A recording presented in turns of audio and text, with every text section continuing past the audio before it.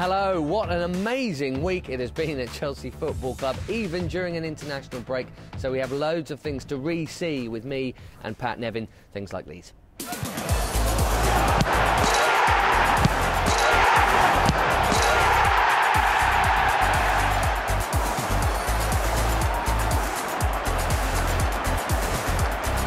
Hi, I'm Ike Ugbo, and I'm going to show you my day at the Chelsea Academy.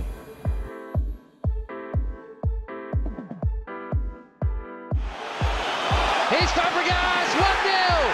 Cesc Fabregas has his first Chelsea goal. Lots of things to see there. International football, club football, record-breaking penalty shootouts. Everton, which we're obviously going to get onto in a big way shortly. But Gianfranco Zola, 20 years ago this week, Pat Nevin, signed for Chelsea. What a moment, what a man. What a phenomenal player. I mean, I was trying to think of my favourite goal, but I was thinking scissors kicks, I was thinking volleys, I was thinking overhead kicks, I was thinking everything. He did them all brilliantly, but back heels, he manages to nail the one, and it's the famous one that everybody remembers against Norwich.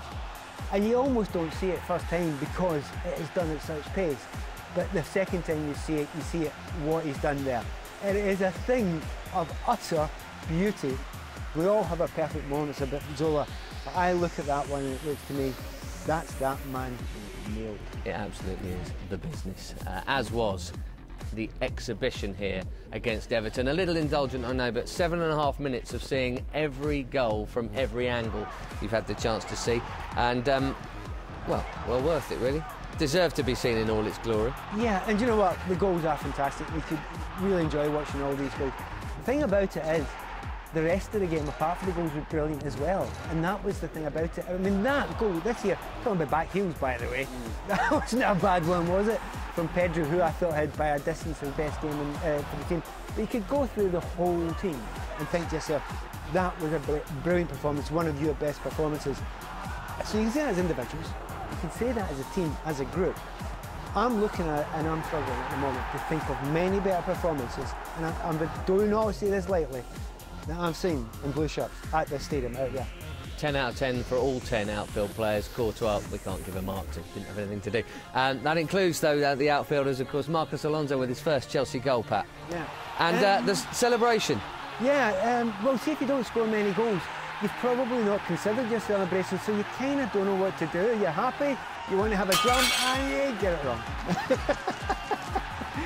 You don't care. I'm going to make an excuse for him here. I think he's went from grass to the plastic just off there, and he's fallen on it, he's got his studs on it. He might be slightly embarrassed about it, but I can promise you this is the case. If you celebrate like that, people think, oh, you'll be embarrassed. No, you're not. You don't care.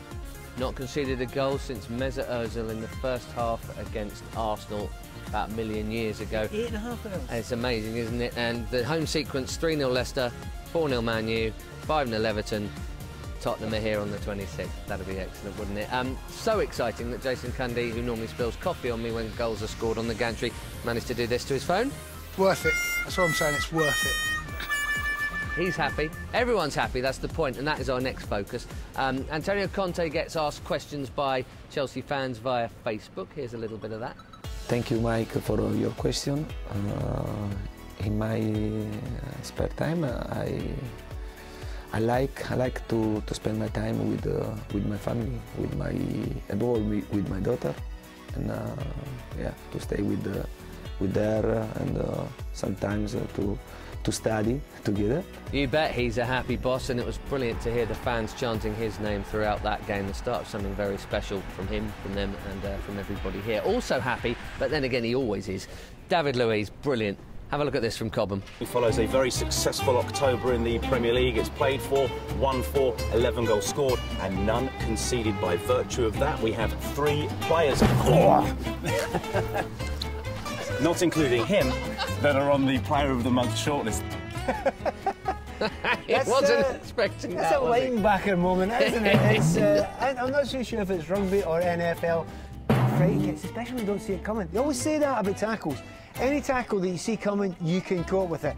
When you can't see coming, A, it can hurt you, and B, then I'll give you a fright.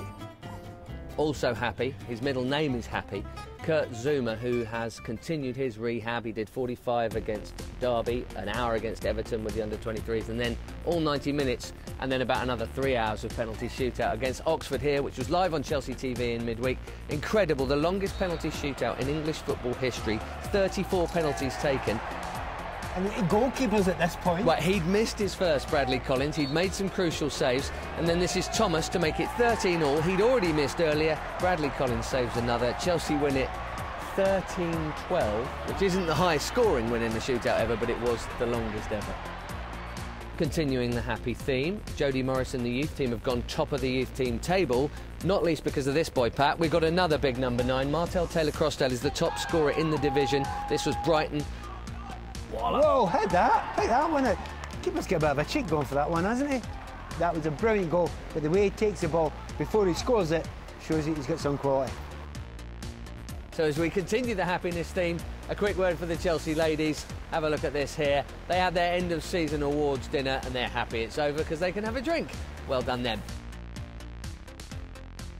Right, very quickly, Game of Loans. Atsu for Newcastle against Cardiff. Bertrand Traore for Ajax against Alkmaar. Nice. Told you it would be quick. In terms of social media, we saw this week. Michy Batshuayi with his nod to Alicia Keys.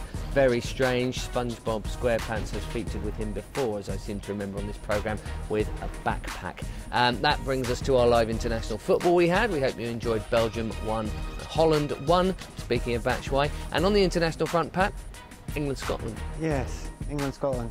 Game I was at, actually. Anyway, let's carry on. I did a little programme actually for Chelsea TV, but also for online. You can still see it there if you want. And it was the best players who have played internationally for Scotland and or England who play for Chelsea as well. Have a look at that, see which ones you would have chosen. Not one or two aren't surprises at all, but one or two surprises in there. And I've made good reasoning for my choices. I'm going to choose Ashley Cole, and you'll understand why. Ash was an absolute phenomenon. Before he came to Chelsea, he was an incredible player. At Chelsea, he was astounding, and at England, a legend. The number of caps he got, that position was his, full stop. So tough luck, Tony. Tough luck, Graham. It has to be Ash. With he's in it. Marcus Alonso not on international duty, but he will be on Friday Night Live, November the 18th, so make sure you join him for that. We will leave you with a birthday boy, Saturday the 12th of November. Many happy returns. Cunty.